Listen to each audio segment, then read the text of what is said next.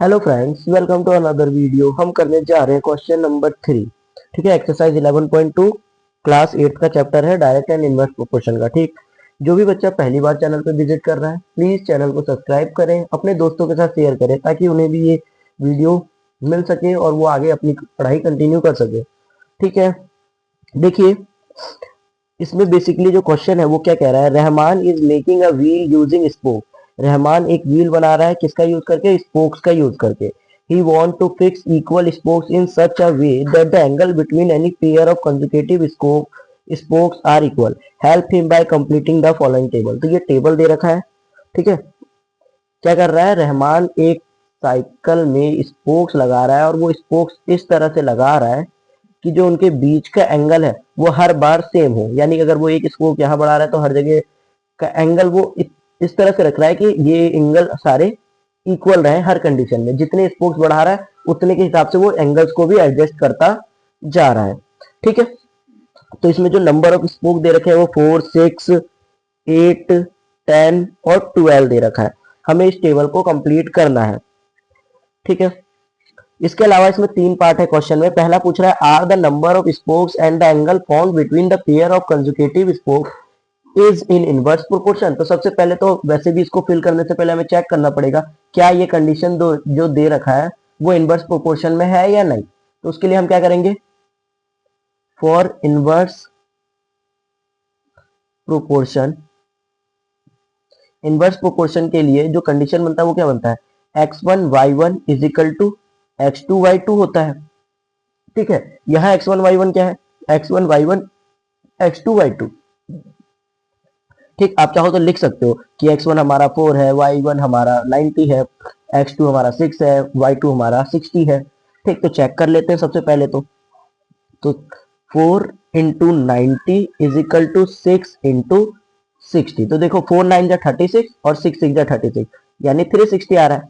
तो LHS RHS के बराबर आ गया, यानी x1 y1 बराबर है x2 y2 के। तो हेंस हम कह सकते हैं कि hence the given table is in inverse proportion.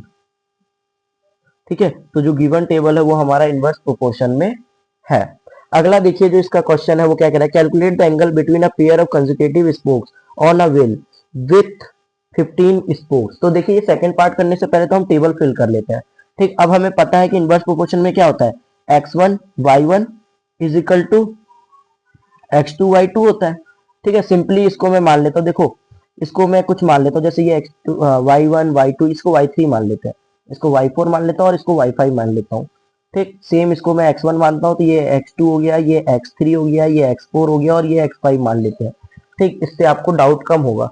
तो मैं पहले कंडीशन के लिए इसको करता हूँ, तो इसके लिए क्या बनेगा। ठीक है, जो थर्ड कंडीशन है ये y3 निकालने के लिए, तो y3 इजिकल टू क्या होगा, ये हो जाएगा हमारा x1 y1 is equal to x3 y3। है ना, हर कंडीशन का जो रेशियो होगा वो सेम होगा, x1 y1 is equal to x3 y3। Simply value put करो, x1 y1 4 into 90 degree is equal to 8 into y3 हो जाएगा। तो y3 कितना आ गया हमारा, y3 is equal to 4 into 90 upon में 8। ये 8 इधर जाएगा डिवाइड में। ठीक है, मैंने पलट के लिख दिया, 4 1 जा 4, 4 2 जा 8, 2 से ये गया तो 45।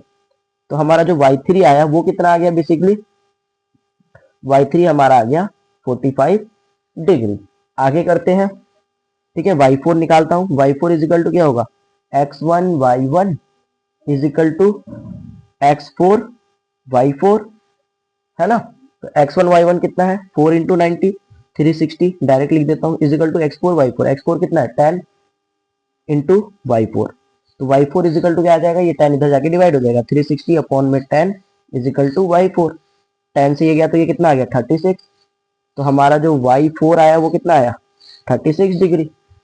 ठीक, सेम ऐसी y5, y5 is equal to directly लिख दूं क्या, x1 y1 अपॉन में x5, यही तो बनेगा। ठीक है, x1 निकालना है तो मान लो ये इधर भेज दिया, ये निकालना है तो ये इधर भेज दिया। वही क्या, मैंने y5 निकालना तो मुझे y5 को मैंने एज इट इज छोड़ दिया, x1 y1 के नीचे ये डाल दिया। ठीक है, जैसे जैसे कर रहे हैं वैसे वैसे मैं क्वेश्चन को चेंज कर करके दिखा रहा हूँ थोड़ा सा, ताकि आपके दिमाग में हर तरीके से क्लियर हो। यानी 4 इंटू 90 अपॉन में 12। तो 4 1 जा 4 3 जा 3 3 जा यानी 30 डिग्री। अब जो हमारा y5 आया है वो कितना आया 30 डिग्री। तो देख रहे हैं जैसे जैसे हमारे जो नंबर ऑफ स्पोक्स बढ़ रहा है वैसे वैसे जो हमारा एंगल है वो कम होता जा रहा है। इसका मतलब ये हमारा इनवर्स प्रोपोर्शन में है। अब देखिए इसका सेकंड पार्ट क्या कह रहा है। सेकंड पार्ट कहता है ना कि calculate the angle between a pair of consecutive spokes on a wheel with 15 spokes. अब क्या हो रहा है ना, यहाँ स्पोक लिख देता हूँ और यहाँ एंगल लिख देता हूँ। ठीक है, स्पोक हमें पता है कि 4 स्पोक के लिए 90 डिग्री बन रहा है। अब ये कह रहा है ना कि अगर 15 स्पोक्स हो तो कितने का एंगल बनेगा। ठीक है, कंडीशन बन गया हमारा number of spoke angle between two consecutive spokes. ठीक, तो 4 स्पोक के लिए 90 तो 15 के लिए कितना बनेगा, तो सिंपली कर दो 4 into 90 is equal to 15 into x, है ना। हमें पता होना चाहिए कि x1 y1 x2 y2 यानी आमने सामने मल्टीप्लाई होता है, मतलब ऊपर नीचे का। तो ये आ गया हमारा 4 इंटू 90 अपॉन में 15 इज इक्वल टू एक्स। ठीक है, तो 15 2 जा 30 15 3 जा 45 15 4 जा 60 15 5 जा 75 15 6 जा 90 तो 4 6 जा 24। कितने का एंगल बना 24 डिग्री का। ठीक, ये हमारा सेकंड पार्ट था। अब देखिए थर्ड पार्ट क्या कह रहा है। थर्ड पार्ट कह रहा है how many spokes would be needed if the angle between a pair of consecutive spokes is 40। अब हमसे पूछा है, इसी को मैं एक्सटेंड कर देता हूँ इसी को। अब उससे पूछ रहा है कि जो एंगल है वो कितना है 40 डिग्री। ठीक है, आप दोबारा चाहे तो चार्ट बना सकते हैं। अब एंगल 40 डिग्री दे रखा है और पूछ रहा है कि इसकी वैल्यू क्या होगी। इसको मैं मान लेता हूँ, चलो एम मान लिया, कुछ भी मान सकते हैं, मैं एम मान लेता हूँ। ठीक, तो ये क्या हो जाएगा 4 into 90 is equal to 40 into m. तो एम इज इक्वल टू कितना हो गया 4 into 90 as it is upon में 40। 0 से 0 गया 4 से 4 गया तो कितना आया 9। तो नंबर ऑफ स्पोक्स कितने हो गए 9। क्लियर है, वीडियो समझ में आया होगा, कोई भी डाउट नहीं आया होगा। ये क्वेश्चन में थोड़े पार्ट ज्यादा होने की वजह से क्वेश्चन लेंदी हो गया था, लेकिन बढ़िया है, क्लियर है। अब आज से क्वेश्चन आप आराम से कर सकते हैं। जिसको भी वीडियो समझ में आया हो प्लीज वीडियो को लाइक करें, चैनल को सब्सक्राइब करें और अपना प्यारा सा नाम कमेंट बॉक्स में रखें। ठीक है, थैंक यू फॉर वॉचिंग।